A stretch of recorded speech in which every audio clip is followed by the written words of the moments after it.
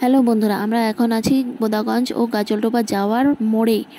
তো এখানে দেখতে পাচ্ছ সাইনবোর্ডে দেখা যাচ্ছে ভোরের আলো। তো আমরা বোদাগঞ্জে যাওয়ার পথে বোদাগঞ্জে সোজা যাব না, আমরা যাব ডান দিকে। ডান দিকে গিয়ে দেখতে পারবে যে তোমরা একটা পুলের মতো, সেই পুলটাকে পার করে তোমাদেরকে যেতে হবে। দেখতেই পারছো রাস্তার অবস্থা ভীষণ খারাপ। যারাই বাইক নিয়ে আসো না কেন একটু সাবধানে চালাও, কারণ এখানে রাস্তার মধ্যে প্রচুর জল জমে আছে।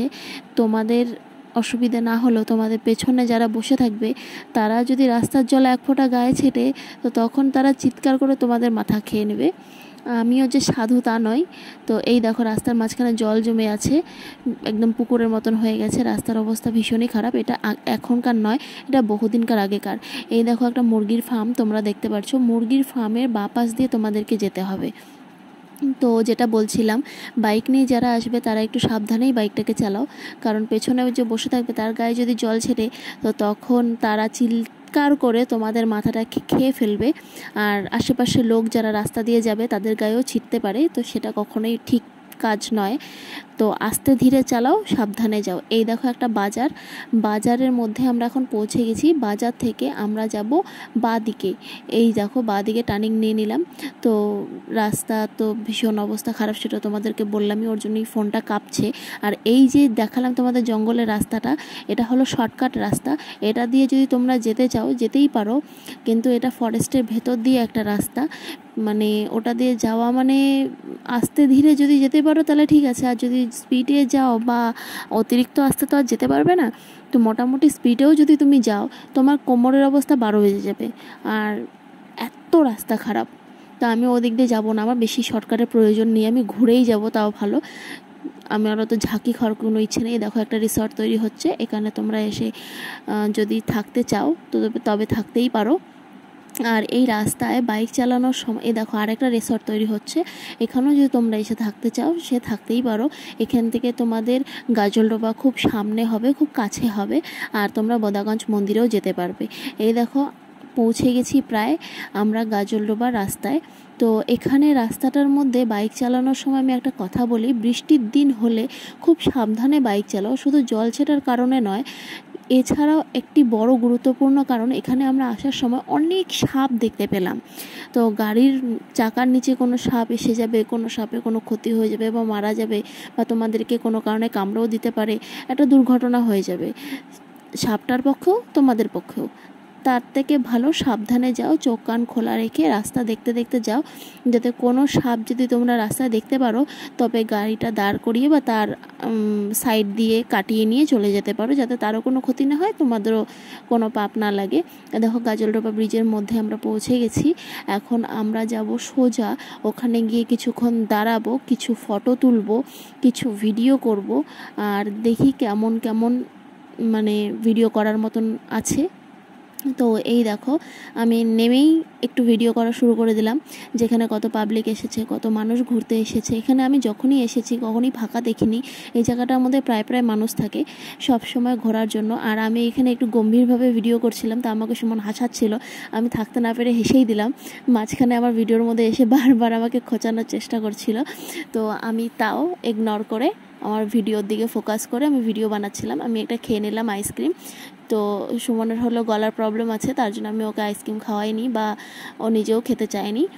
আর এই যে দেখো ফুচকার দোকান, এখানে আমি যখনই আসি না কেন আমি এই দোকানটাতেই ফুচকাটা খাই, কারণ এই দোকানের ফুচকাটা আমার খুব ভালোই লাগে। তা আমি একটা ফুচকা খেয়ে নিলাম। এই দেখো, আর এখানে সুমনের এটা বাটি, ও আমার ভিডিও করছিল দেখে আমি বলে দিলাম সুমনেরটা এখানে দিতে। আমার আইসক্রিম শেষ। তো আমি এখন এই দেখো জায়গার ভিডিও আর ফটো তোলার জন্য ব্যস্ত হয়ে গেছি। আমি এখানে দাঁড়িয়েছিলাম, তো আমি বলছিলাম আমার একটা ফটো তুল, তো ভিডিও করছিল। তো এই দেখো উপরটা, গাজলডোবার ব্রিজের উপরটা। আমরা এখন সোজা চলে যাচ্ছি ওই পাশে, যেই পাশে নৌকা থাকে। তো এখানে যেতে গিয়ে দেখে নিলাম যে একটা মিকি মাউস দাঁড়িয়ে আছে, সবার সাথে হ্যান্ডশেক করছে, সবার সাথে ফটো তুলছে। তা আমারও মন চাইলো আমিও ফটো তুলি কয়েকটা। তো আমরা এখানে দাঁড়িয়ে আছি যে ওরা যাবে, তারপরে আমরা ফটো তুলবো। তো এই দেখো আমি ফটো তুলে নিলাম কিছু ফটো সুন্দর সুন্দর। তো এই জায়গাটায় কিন্তু ফ্রিতে দাঁড়িয়ে ছিল না, এর হলো একটা কাজ যে মিকি মাউস সেজে এসেছে, কিন্তু যারা এর সাথে ফটো তুলবে তাদের কিন্তু পার পার্সন 10 টাকা করে একে দিতে হবে। তো সেই জায়গাটাতে আমরা 10 টাকা দিয়েও দিলাম আর আমরা ফটোও তুলে নিলাম। আর এই যে রাস্তাটা দেখতে পাচ্ছ, এর আগের দিন যে খুব সুন্দর আকাশে ফটো তুলেছিলাম এখান থেকে আমি তুলেছিলাম। আর এই দেখো আমরা যাচ্ছি এখন নৌকাটার এই পাশে, যেই পাশে নৌকাটা রাখা আছে। আর এই দেখো দেখতেই পারছো কত লোক এসেছে এখানটা। এই জায়গাটা কখনোই ফাঁকা থাকে না। আর ওই যে থামানো নৌকোটি আছে, আর দুটো ছেলে ফটো তোলার জন্য, ভিডিও করার জন্য নৌকার ভেতরে ঢুকে ভিডিও করছে, ফটো তুলছে। তো শুধু ফটো পাগল আমিই নই, আমার মতন আরও আছে। আর যেই নৌকাগুলোতে আমরা চড়ি, এখানে আসলে পরে চড়ে চড়ে ভিডিও বানাই, ফটো তুলি, সেই নৌকাগুলোর অবস্থা দেখো এখন জলে ভাসছে।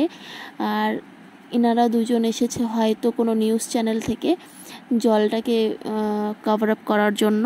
আর এই দেখো দেখতে পাচ্ছ খুব সুন্দর একটা দৃশ্য, মানে আকাশটা আর জলটা খুব সুন্দর লাগছে, আমার তো খুব ভালো লাগছে। এই সময় যাদের বাড়ি এইখানেই আশেপাশেই, তারা এখানে প্রায় প্রায় এসে এই মুক্ত বাতাসকে অনুভব করে। তো আমারও খুব ভালো লাগছে, খুব সুন্দর হাওয়া চলছিল। আর এই দেখতে পাচ্ছ জলের স্পিড কতটা। এই জলে এখন কাছে না যাওয়াটাই ভালো, বাই চান্স যদি কেউ পড়ে টরে যায়। তো আমার তো জল দেখে ভীষণ ভয় লাগে, তো আমি যাই না কাছে, আমি দূর থেকেই ফটো আর ভিডিও করে নিলাম কিছু। আর এই দেখো ব্রিজটা দেখা যাচ্ছে কত সুন্দর লাগছে। আর এই যে কাঠগুলো মানে খড়িগুলো দেখতে পাচ্ছ, সেগুলো জলে ভেসে এসেছে। আর যে সাইকেলটা দেখতে পাচ্ছ, সেই সাইকেলগুলো এখানে ভাড়া দেওয়া হয়। যারা এখানে পিকনিক বা ঘুরতে আসে, তারা যদি চায় এই সাইকেলে চড়তে, তখন তারা ভাড়া করে এটা নিতেই পারে। আর এই দেখো একটা বসার জায়গা, এখানে অনেকেই বসে থাকে, বসে বসে গল্প করে বা ফটো তোলে। তো এই দেখো আমরা বেরিয়ে পড়লাম এখান থেকে। সুমন আগে আগে যাচ্ছে, আমি বললাম তুই আগে যা, কারণ আমি কিছু ফটো তুলবার, কিছু ভিডিও করব। এই দেখো আমরা যে ব্রিজটিতে ফটো তুলেছিলাম সেটা আমার পেছনেই দেখা যাচ্ছে। আর আমরা এখন চলে যাচ্ছি এই তিস্তা ব্রিজটাকে পার করব। পার করতে করতে কি কি দেখা যায় তা তোমাদেরকেও দেখাবো, নিজের ক্যামেরায় বন্দিও করব। তো এই জায়গাটার থেকে এখন আমরা যাচ্ছি। ব্রিজটার অবস্থা খুব খারাপ হয়ে গেছে, মাঝখানে মাঝখানে গর্ত হয়ে গেছে। ব্রিজের মধ্যে যে রডগুলো দিয়েছিল সেই রডগুলোকেও দেখা যাচ্ছে। হয়তো ব্রিজটা আর কিছুদিন পরে রিপেয়ার করতে পারে, আশা তো করা যায়। তো যাই হোক আমরা এখন যাচ্ছি। এই দেখো কি সুন্দর একটা পরিবেশ, মানে ঠান্ডা পরিবেশ, না রোদ না গরম না বৃষ্টি, কোনো কিছুই নেই, একদম ঠান্ডা একটা পরিবেশ। এই দেখো জলটি এই গেটের মাঝখান দিয়ে কীভাবে যাচ্ছে, চলো তোমাদের শোনাই এই জলের আসল আওয়াজ। মানে এই জলটা যে যাচ্ছিল যে স্পিডে, সেটা কেমন আওয়াজ করছিল।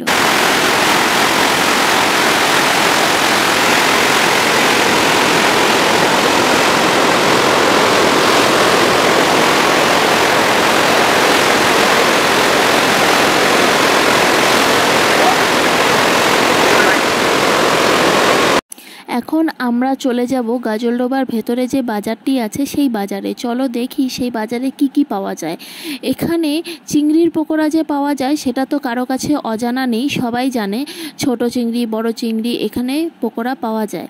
তাছাড়া এখানে চাউমিন, মোমো, কুলেখাড়ার পকোড়া, ডিমের চপ, চাউমিন, এই সমস্ত কিছু, ছোট মাছ, কুলেখাড়ার পকোড়া তো বললামই।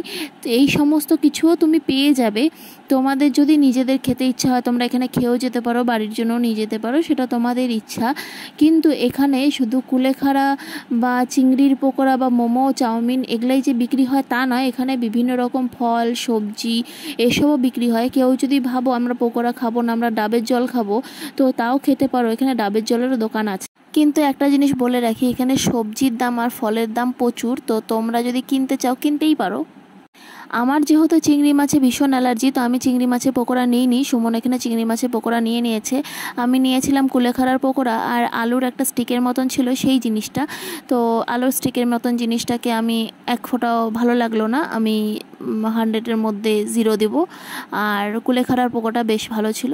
কিন্তু আমি একটা জিনিস ভুল করে ফেলেছিলাম, সেটা হলো আমার চিংড়ি মাছে ভীষণ অ্যালার্জি। সেটা তো আমি জানতাম, তো ভুল করে একবার ছোট চিংড়ি মাছ খেয়েছিলাম, তো তখনও আমার ভীষণ অ্যালার্জি হয়েছিল। তাও আমি ভেবেছিলাম যে চিংড়ি মাছ খাবো না, চিংড়ি মাছের তেলে অন্য পকোড়া যদি ভাজা থাকে তাতে কী অসুবিধা আছে, সেই পকোড়া খাবো। সেই পকোড়া তো আমি খুব মজা করে খেয়ে নিলাম। কিন্তু বাড়ি এসে আমার চোখ দিয়ে ভীষণ জল পড়ছিল, আমার চোখ চুলকোচ্ছিল, ভীষণ অ্যালার্জি অনুভব হচ্ছিল, নিঃশ্বাস আটকে আসছিল। তো এই জিনিসটা কখনোই কেউ করবে না যদি তার চিংড়ি মাছে অ্যালার্জি থাকে। আমি তো বুঝতে পারিনি যে চিংড়ি মাছ ভাজা তেলের মধ্যে অন্য কিছু ভাজলে বা ওই কড়াইতে অন্য কিছু রান্না করলে সেই খাবার খেয়েও আমার অ্যালার্জি হতে পারে। তো আমি নিজের এক্সপিরিয়েন্স থেকে তোমাদের বলছি, তোমাদের যদি কোনো কিছুতে অ্যালার্জি থাকে সেই তেলে ভাজা বা সেই কড়াইতে রান্না করা কোনো কিছু খেও না।